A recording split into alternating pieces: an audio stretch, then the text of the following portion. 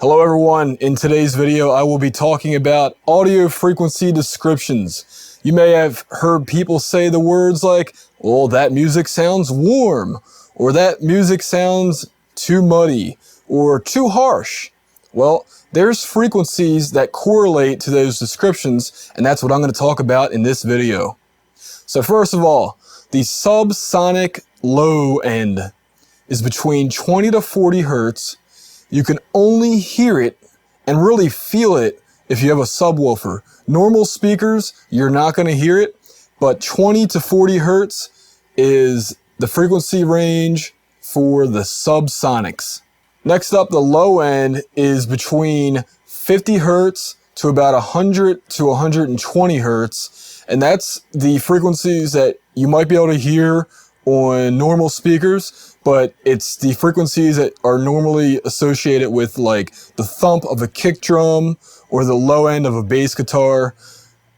50 to 120 is where you're going to look at. Next up is a thin sound. That's a lack of about 80 hertz to about 5 to 600 hertz. If you don't have enough frequencies in that range, then people are going to say, oh, your mix sounds thin.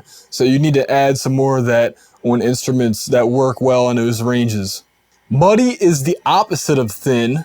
So it's too much of the 80 to 500 to 600 hertz frequencies, specifically around the area of 250 to 400 hertz, because that's the area where when you close mic things, there's a lot of buildup of those frequencies. Plus, if you watch one of my other videos where I talked about this, your middle note is usually middle C on a piano, which correlates to 440 hertz. So that's what you tune instruments to typically.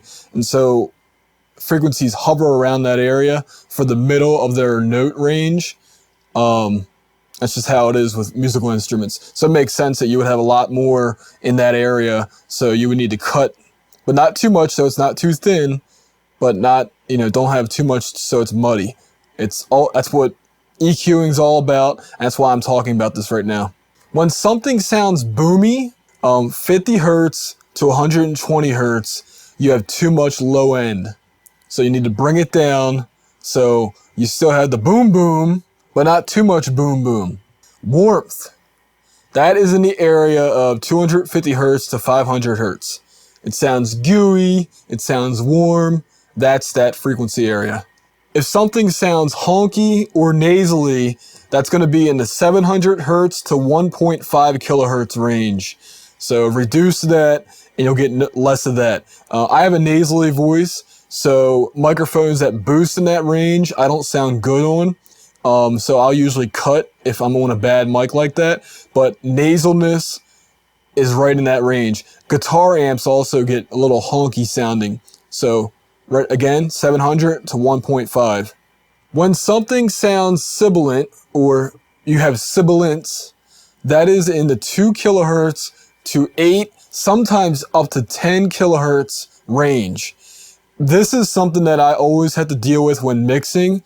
When I do voiceovers, I do de-essing so that anytime I say an S word, it gets reduced. And the key to that is you want to maintain the high end, but reduce it enough. And so de-essers work really well to reduce that. Also, harshness is right in that range as well, but that's typically reserved for instruments and not voices. So typically when voices are talked about, they're too sibilant. Sometimes people say harsh, but instruments are rarely labeled as sibilant, but they are definitely called harsh. Acoustic guitars, cymbals, really any like percussively pointy instruments that have a lot of high end can sound harsh in that range. So you definitely want to cut a lot when EQing. When something's not harsh, a lot of people will say it's sweet or that it sounds smooth. So it has enough high end, but not too much high end. When something sounds bright or brilliant, people are usually talking about the 2 to 12 kilohertz range. I would say even more like around 6 to 12 for brightness, but even some instruments 2 kilohertz can sound bright or brilliant. And then finally we have the air range, which starts right around 12 kilohertz, goes up to 20 kilohertz. This is also known as the treble range, so boosting it or having too much of that. But you know, a lot of times vocals, you want to have air in your vocals. So yeah, I hope that helps you guys out.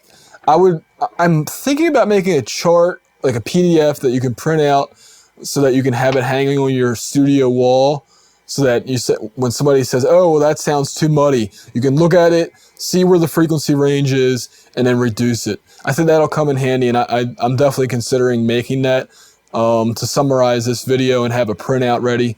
Otherwise, make your own chart, and I hope this video helps a lot of you out. This has been Adam for RealHomeRecording.com.